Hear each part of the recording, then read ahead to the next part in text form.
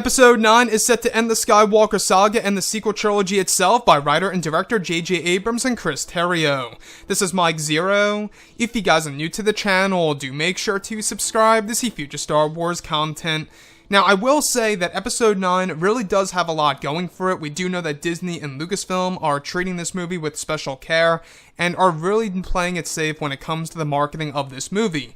Now, these past couple of weeks or so, we've been learning a whole lot more about this film when it comes to some of the set leaks, the set designs, the concept art and storyboard descriptions, etc. However, a lot of people have been wondering about this new villain in Episode 9 and exactly why Disney and Lucasfilm are introducing a new threat in Episode 9, not just for storytelling purposes, but for other reasons as well. And what's really intriguing about all of this is that it's described that the new villain in the film will be used in a way to introduce fans to a new era of Star Wars films that will be connected to this new villain / new threat in Episode 9. It's described that the new threat in the movie will create a whole new universe of Star Wars films to come by Disney and Lucasfilm after Episode 9, and Disney will be using this movie as a way to promote that idea.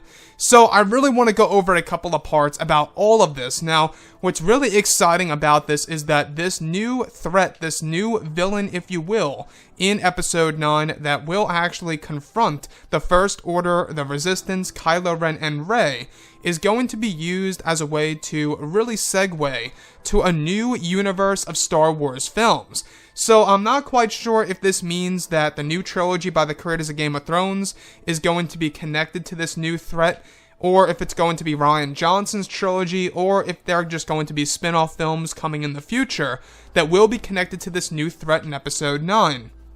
So this new villain, if you will, in this movie, we've heard of his name before, codenamed and or named Vector Ritsu. In this movie, very interesting character so far. We're not quite sure if he's being portrayed by Matt Smith. We haven't really heard anything about Matt Smith lately, so we don't really know what's going on with him as an actor with this movie. But when it all comes down to Episode 9, they're using, Disney and Lucasfilm are using this movie not just as a way to close the Skywalker saga, but also as a way to promote the future of the Star Wars franchise and a new universe, a new era of Star Wars movies. You guys may or may not have heard about this, but after Episode 9, it has been said that Disney and Lucasfilm will be taking Star Wars in a totally different direction after the Skywalker saga. Now, whether or not that's going to be a good or a bad thing, I don't know. You know, this could mean that we will be going into a new galaxy, perhaps, or maybe we will actually be exploring a different timeline of the Star Wars universe. Maybe it has something to do with the Yuzong Vong, or maybe a new version of the Old Republic, where maybe perhaps the Old Republic is based within a different timeline. We're not quite sure exactly what they're going to be doing after Episode 9, but they will be using this new threat / this new villain in this movie as a way to promote a new universe, a new era of Star Wars movies to come after the Skywalker saga.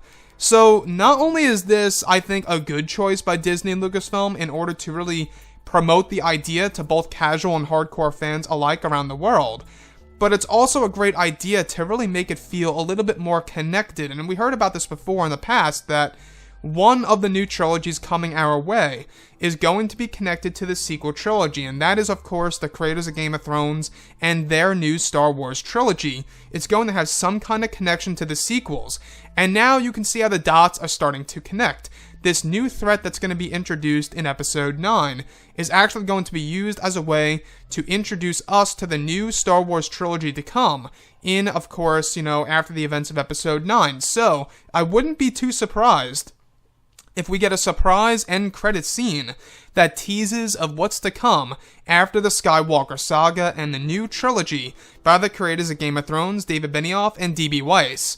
So with that being said, guys, we've heard about this new villain before. He's a cloaked figure. He wears a black cloak, to be specific. We don't really know too much about his appearance as far as his face goes, other than the fact that he's a humanoid male, and of course codenamed and or named Vector Ritsu.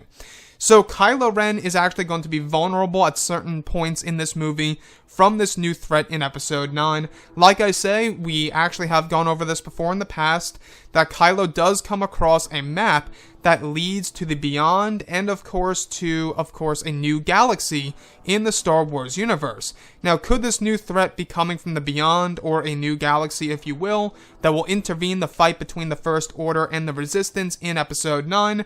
That's a huge question open on the table for sure. So with that being said, I think that when we look at this new villain, there is a lot on the table for Episode 9. JJ's really trying to do something very unique, something that's really going to get fans talking for years on end. And in order to do this, successfully, this new movie has got to segue itself into a new Star Wars trilogy correctly, and this seems as though that this is Disney and Lucasfilm's way of doing that. Anyways, guys, drop a comment below. Let me know what you think about all of this in the comments, and if you guys did enjoy the content for today, do make sure to drop a thumbs up on this video to support the channel. I thank you all so very much for the kind support, and I'll catch you guys next time.